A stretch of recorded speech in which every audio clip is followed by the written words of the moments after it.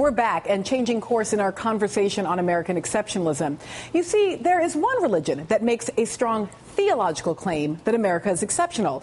The Church of Jesus Christ of Latter-day Saints, also known as the Mormon Church, believes that America is the Holy Land. And yet so few Americans know about the Mormon religion. In fact, 50% of non-Mormons say that they know little or nothing about the religion. 32% of those recently surveyed said that the Mormon faith is not a Christian religion. And 42% of people say that they would feel somewhat or very uncomfortable with a Mormon president. But the LDS Church is among the fastest growing religions in the world, boasting 14.4 million members and growing. 6 million of which are American citizens, with 8 million converts in Asia, Africa, and around the globe. There are 55,410 Mormon missionaries dispatched at 340 missions around the world, spending 2 years of their lives teaching the world about their religion and convincing others to join the fold. But the Mormon faith was born here, on American soil. 1827, that is the year that the religion's founder and original prophet, Joseph Smith, finds the Book of Mormon written on golden plates. Smith spends the next several years translating the tablets. 1831, the year that Smith leads the followers of Latter-day Saints to Missouri, the place considered to be the faith's promised land.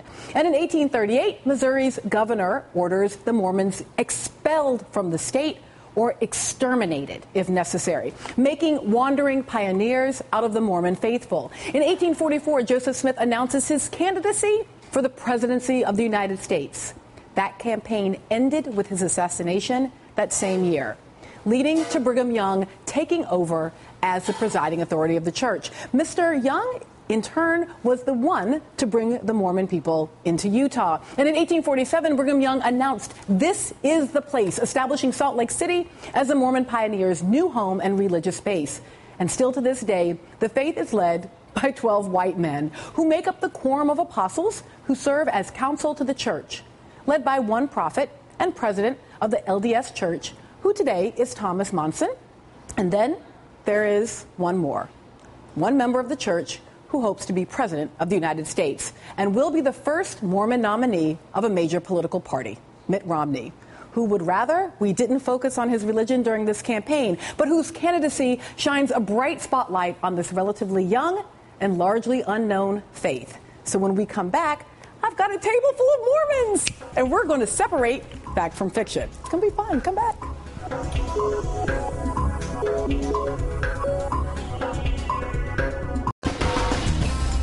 This week, Brigham Young University professor Spencer Fluman wrote an op-ed in the New York Times examining why we, quote, fear Mormons. And the response pieces flooded in. I was having a good time reading both the article and all the response pieces. He writes, making Mormons look bad helps others feel good. By imagining Mormons as intolerant rubes or as heretical deviants, Americans from left and right can imagine that they are, by contrast, tolerant, rational, and truly Christian. Mitt Romney's candidacy is only the latest opportunity for such stereotypes to be aired. And this intolerance is at the center of Mormon history. Right now, we're in what could be described as a Mormon moment, dawning as the faith enters the mainstream. There was once only Donnie and Marie, but now there is an irreverent Broadway musical, The Book of Mormon, and the wildly popular, symbolism-heavy Twilight series. And of course, the Republican nominee for president, Mitt Romney. So let's unpack some of those Mormon myths.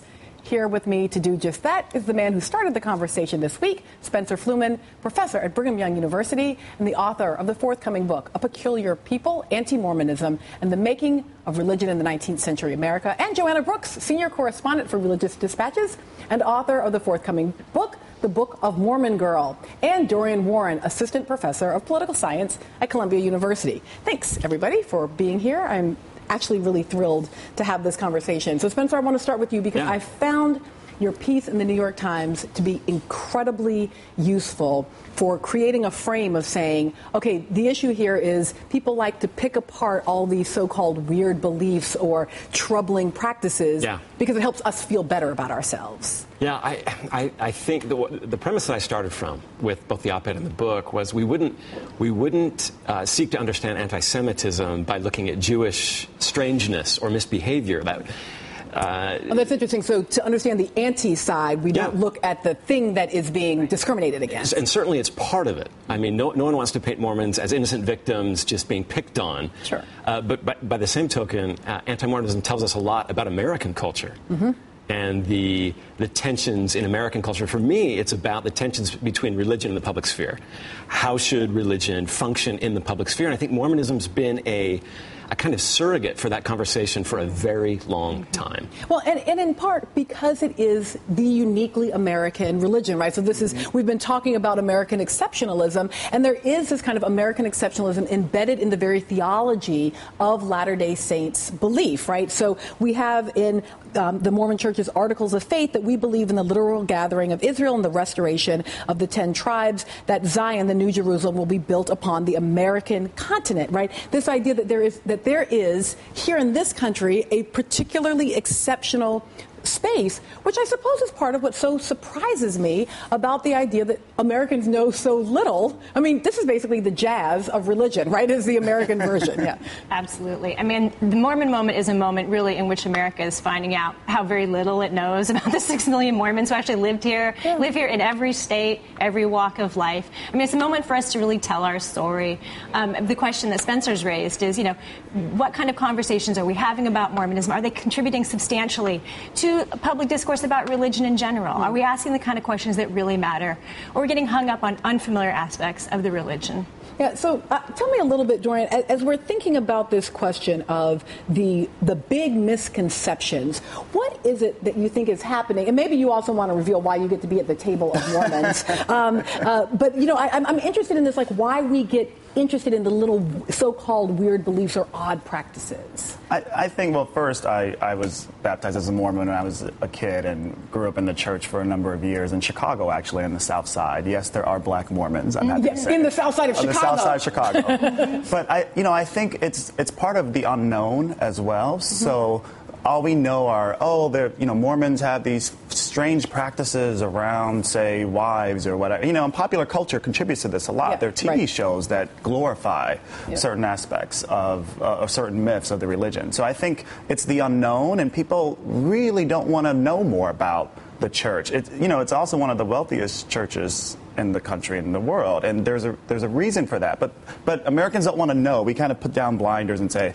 they're not Christian. They're somewhere over there. They have another book in addition to the Bible. Right. We don't know what that's all about. So I think in such an evangelical country, we resist wanting to know about the other. Well, and the usefulness to me about this idea is in part that part of why we resist it is because if we were to take our own sets of beliefs, and whatever one's holy book is, whatever one's origin myths are, and we were to set it down outside of faith and read it as though it were, just sort of, this is what happened on this day, I'm not sure that, pregnant virgins or stone tablets are any more weird or odd or extraordinary than any other set of beliefs that are part of sort of faith claims. Yeah, I think there's two things going on here. One is Americans don't know a lot about any faith other than their own. This is not just a problem with Mormonism. I'm thinking of a great book called Religious Illiteracy.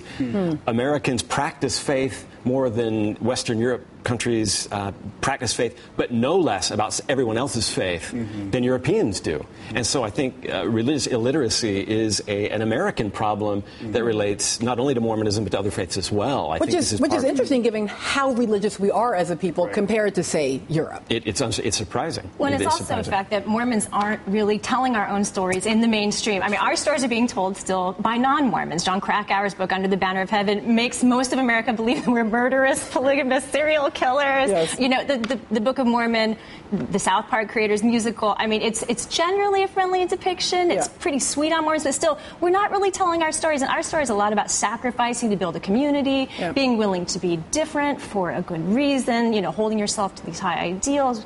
And that's a story that I hope the Mormon Moment will bring out unless we get fixated on the weirdness. Yes, and you know, I appreciate you talking about this idea of telling our own stories, which we're actually going to do in the next segment. But as I was reading, as I was reading your forthcoming book, I loved the story you were telling about being a little kid and going to birthday parties and needing to ask for the root beer instead of the Coke, because, of course, LDS does not. People who are in Latter-day Saints and are practicing do not drink coffee, tea, or caffeinated colas. There's been some backsliding on the caffeinated cola issue. A lot of us have the Diet Dr. Pepper in the morning. That's right. The Mormon coffee. The Mormon coffee, the Diet Dr. But I love the idea of just being a kid and navigating the practices. This idea of what does it mean to be a kid who is different, right? So besides the belief itself, just sort of, and I thought, oh, that I can relate to, like that I get, that idea of being a different kid in that space. When I went into a room as a kid, I could tell and I grew up in Southern California, so not in Utah, not in the bosom of Zion, but I knew who the other Mormon kids were. Yeah. And that taught me something important. It taught me to feel different, to take responsibility for living differently, living to a higher cause, maybe. And so I believe that experience of being different gives Mormons something powerful to draw from. Right. And to it should oblige us to use our experience to think about people who are disadvantaged, marginalized, left out. I mean, that's how I experience my faith. Yeah, very good. We have a lot more to say. And speaking of personal narratives, I'm going to pull out my family photos because I come from Mormon stock. That's why I got to be at the table of Mormons. That's next. Yesterday, presidential hopeful Mitt Romney was in the center of Mormon country, Salt Lake City, Utah. Here he is with fellow Mormon Senator Orrin Hatch on the campaign trail in the state. But their shared religious belief is not something Romney campaign would like us to focus on. Why is that? Why is the Mormon thing seen as a problem for the Romney camp? Is it, in fact, a drag on his chances at getting into the White House? Should it be? Here with me at the table is Spencer Fluman, assistant professor at Brigham Young University, Joanna Brooks, correspondent for Religion Dispatches, Dorian Warren of Columbia University, and Matt Beiser of the Boston Globe. Okay, Matt, what difference does it make? I mean, it's not like Mitt Romney hasn't held office before, like we have a governing record. Is there some reason to believe that Mitt Romney, because he is a member of the Church of Jesus Christ of Latter-day Saints, will govern differently than if he weren't? I don't think so, although I do think that to understand who Mitt Romney is as a person, you have to understand something about Mormonism. I mean, it's hard to overstate just how important his faith is to his life and to his upbringing and to his family. I mean, his family is deeply intertwined with the church.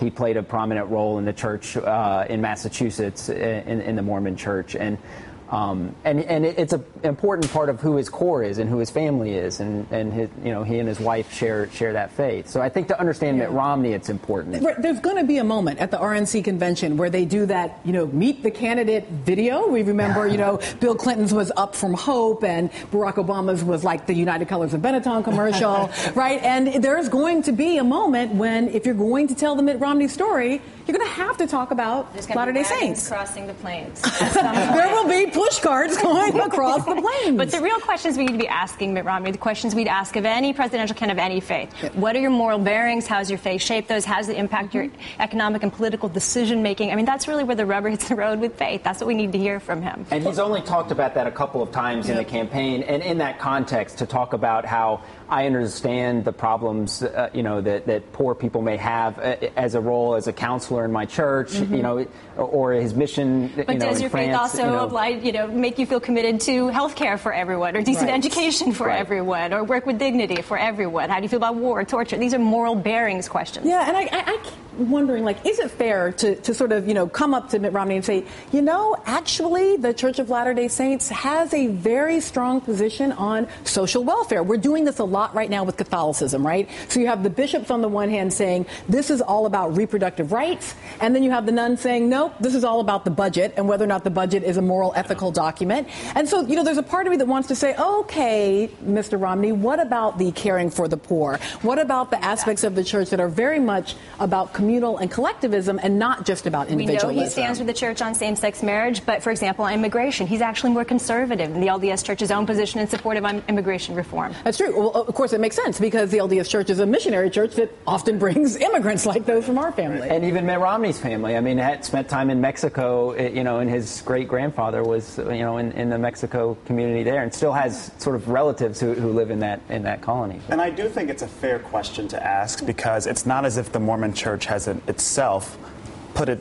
entered politics. It's entered the political arena. It's entered the political sphere. So therefore, I think game on. We can ask all sorts of questions about what are the positions of the church, what are the positions of Romney, and do we agree or disagree with those or not? And I think it's also important to think about his leadership within the church, right? That he's not sort of a casual Mormon. This is when you understand lay leadership and you understand what his position is, this is someone for whom, as you pointed out, he would have to reconcile any position he took that was different. At a minimum, he'd have to reconcile it for himself, potentially with the leadership. And I don't think you can see his public persona apart from the kind of bitter history of Mormonism. I mean, he's white, he's rich, he's male. These are all the markers of privilege. And yet, why is he hesitant on Mormonism? Because of this bitter history of Mormonism. 100 years ago, you mentioned Chicago, at the Chicago Exposition, Mormonism not invited to the Parliament of Religions, but Mormons celebrated as hardworking community people. So there's kind of a secularized portrait of Mormonism that is okay in the public sphere. But there's a long history of Mormon religion not being comfortable there. And that's one way to read Romney. I'm not saying it's the only way, but it's one way to comprehend his willingness to present a kind of to put religion to the side a little bit. So there's a long history there. I know I'm so going to get in trouble for this, but sometimes I feel like Mormons are the black folks of the Republican Party, and by that I mean that African Americans give the vote to the Democratic Party from mid-century on. 90% of African Americans voting for the Democratic Party, but often a lot of anti-black animus, a lot of running away from black issues within the Democratic Party. And so when President Obama first runs, he has to coordinate his position as an African American and a Democrat. And it feels a little bit like, the vast majority of Mormons are Republican, but they're Republican and yet often held at a bit of an arm's length in the party.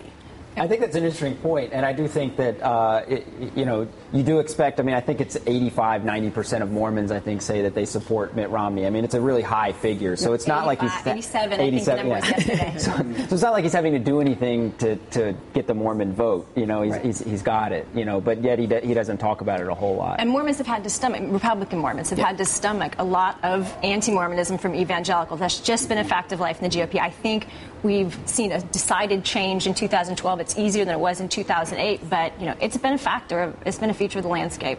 Yeah. So when this came up last time, a religious question about a president running, it was John F. Kennedy. I want to listen to how JFK addressed his Catholicism. Because I am a Catholic, and no Catholic has ever been elected president, the real issues in this campaign have been obscured.